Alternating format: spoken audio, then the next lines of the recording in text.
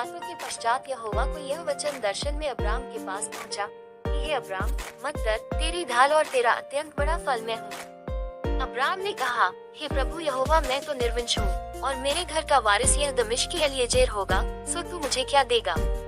और अब्राम ने कहा, मुझे तो तूने वंश नहीं दिया, और क्या देखता हूँ कि मेरे घर में उत्पन्न हुआ एक जन मेरा वारिस होगा। तब यहोवा का यह वचन उसके पास पहुंचा कि यह तेरा वारिस न होगा, तेरा जो निज पुत्र होगा वही तेरा वारिस होगा।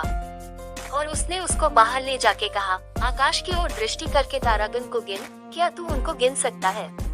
फिर उसने उससे कहा, तेरा वंश ऐसा ही होगा। उसने यहोवा पर विश्वास किया और यहोवा ने इस बात को उसके लेखे में धर्म गिना। और उसने उससे कहा, मैं वही यहोवा हूँ जो तुझे कसदियों के ऊर नगर से बाहर ले आया कि तुझको इस देश का अधिकार दूं।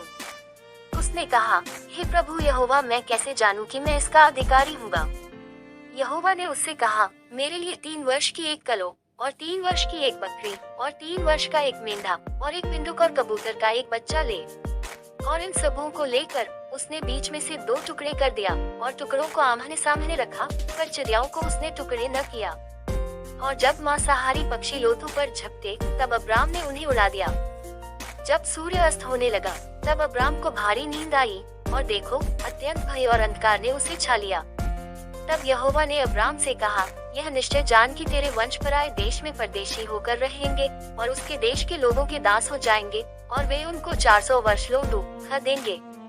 फिर जिस देश के वे दास होंगे उसको मैं दंड दूंगा और उसके पश्चात वे बड़ा धन वहाँ से लेकर निकल आएंगे। तू अपने पितरों में कुशल के साथ मिल जाएगा, तुझे पूरे बुढ़ापे में मिट्टी दी जाएगी। पर वे 4थी पीढ़ी में यहाँ फिर आएंगे, क्योंकि अब तक एमोरियों का अधर्म पूरा नहीं हुआ। और ऐसा हुआ कि जब सूर्य अस्त हो गया और घोर अंधकार छा गया, तब एक अंगीठी जिसमें से धुआं उठता था और एक जलता हुआ पलीता देख पड़ा जो उन टुकड़ों के बीच में से होकर निकल गया।